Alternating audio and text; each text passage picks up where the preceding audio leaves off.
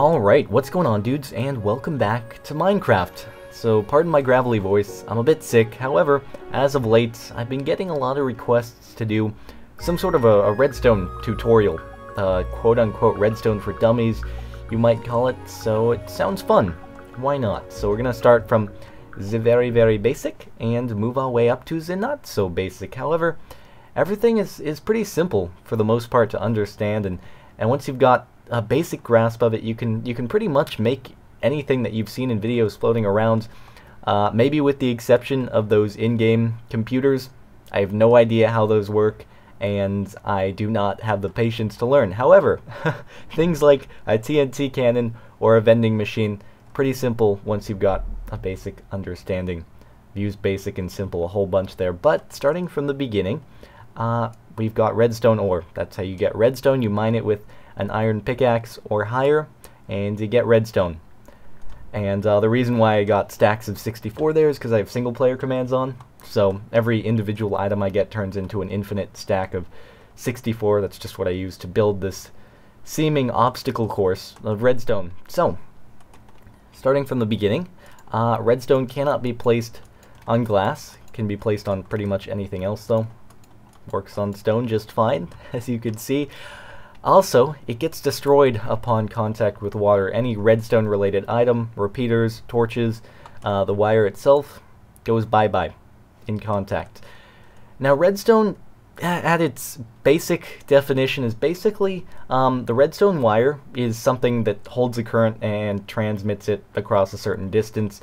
One power source can transmit up to 15 blocks in distance from the power source over redstone wire. You'll see that over there in just a second. But basically it's just a way to toggle a note block, a dispenser, a piston for example right here, between two states. A note block playing and not playing a note, a dispenser dispensing and not dispensing, and a piston being extended or contracted. So there are several ways to go about doing that. There's a lever which will keep the current applied, and our piston will stay up until we flip the lever again. There's a button which will give us a temporary pulse of current, and then it'll dissipate and our piston will retract. And then we have two different pressure plates. A wooden one, which will actually compress when you put an item on it, or when you stand on it, or any living animal like that pig stands on it. And then we've got a stone pressure plate, which actually will not compress when you put an item on it. You have to put a living thing on it, a mob, pig, animal, whatever. It'll only compress when living things are on it, or living for the purposes of the game. Now, redstone torches, I'll go over those first, since they were actually in the game way before repeaters. So, a redstone torch is basically just a constant power output, at least when it's lit up. And as you can see, just a quick demonstration that redstone will carry 15 blocks from the source power, and then it ends right there. And you have to either put a repeater or an inverter, which you'll see right over here in just a second. So basically, before repeaters, what you would have to do to carry the power source more than 15 blocks is you'd have to do something like this. So basically, by default, the redstone torch is in the on position. However, when you apply redstone wire current to a block that is attached to the torch, and you can see that by flipping the switch here, it'll actually invert, and now it'll go dark. And now this one, which previously had current applied to it from this one and was not lit, has inverted itself, and basically that works all the way up. And basically now that we have repeaters, the torches aren't quite as useful as they were before. However, they still have several uses. For example, say you wanted one piston to extend at the exact same time another retracted, using the exact same circuit. Redstone torches would be good for that. And also, carrying power vertically. You actually still need to use torches in order to do that, because redstone cannot go up just a straight vertical wall, unfortunately.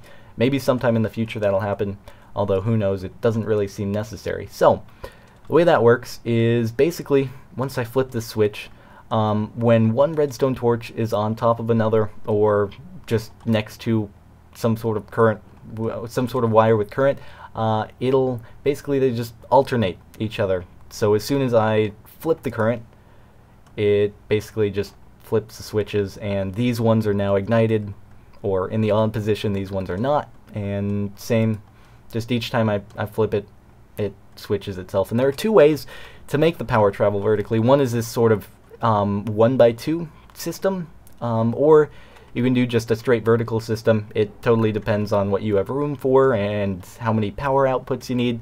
You have to take it on a case-by-case basis, I guess. And you can see that my pistons are now extended, and I unflip, and now they've all gone and retracted. So that's it, basically, for vertical redstone torches. And also, just FYI, for having it go down, however, you need to just make a staircase of redstone wire. Torches don't actually work going downwards, only upwards.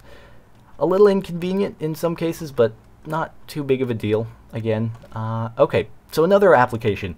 You can use it to flip minecart tracks. You can see, as I flip this lever, the track goes from side to side, and that can be useful in this sort of application. So let's actually get this system going by pushing this cart. The booster will start pushing it around in a circle, and what I can do over here is I can put down a cart, and I can hop in it, and as soon as I flip this lever, that track right there will actually switch, and that minecart will come after me, and it'll start pushing me down the track. So it can be useful for a lever activated booster. Kind of cool. So we'll flip that right there, and off I go. Woo! So that's another application of it.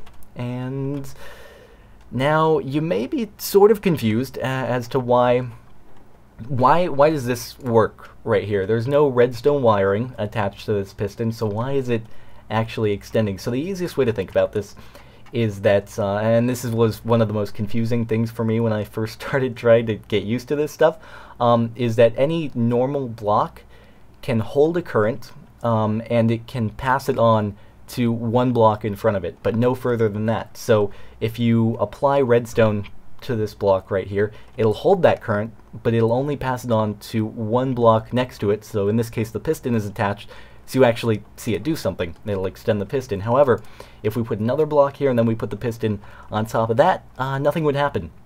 So it'll hold the current, and it'll pass it one block further, and again, it's getting the current from this redstone torch that is right here. So consider the redstone torch to be taking up this space right here, and it's passing on the power to this one, and this will only pass it one block further onto the piston. So just keep that in mind. It's a good thing to have to have with you as you're trying to build stuff. Now, just an example of a dispenser shooting an arrow. Yay.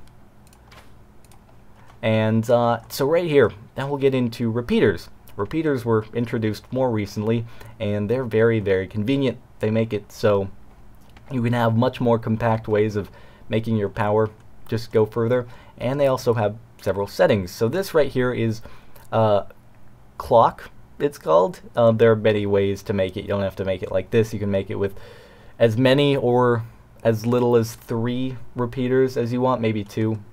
I don't know. Anyway, so when I click the button, it applies a short pulse, and then the redstone repeaters basically keep repeating the current, and they keep playing this note, which I don't know if you can hear, but you can see the note coming out of it. So yeah, that's basically how repeaters work. They just take the current and they'll send it another 15 block limit until you put another repeater on top of it. And now just here's one more example of repeaters. So if I press this, you can see all the dispensers fire, and then the note blocks play. And now if we want to make this go slower, we can also click the repeaters, and it'll actually affect how long the delay will be before it passes the inputs on into the output. So it's useful for, obviously, if you want to make like a note block song. You just time basically how fast you want the repeaters to send out the current, and you can make a melody. So you can see this time it goes a little bit slower. And that's basically it when it comes to redstone and redstone wires and torches and whatnot. It's really not all that complicated, but yeah, when you chain it all together, you can make things like flaming arrow dispensers. Hooray! Which, if we go around, is just very simple. I'm just powering 8 dispensers at once, all of which have arrows in them, and they just shoot the arrows. Oh, and finally, obviously redstone can be used to blow up the TNT. Woo! Everyone's favorite, of course. So yeah, that's about it. If I missed anything, feel free to let me know. If you are still confused, I can try to clarify in a future video, but I hope you've enjoyed. If you have, I would really appreciate it if you wouldn't mind taking half a second to leave a rating. It is very helpful. Brings a warm feeling to my heart. And now, we're gonna spawn like 20 ghasts and just destroy everything. Let's do 25. Oh god! Now we blow up the entire place. Woo! Oh my god, and I have infinite health, FYI. But this is fun, nonetheless. And then...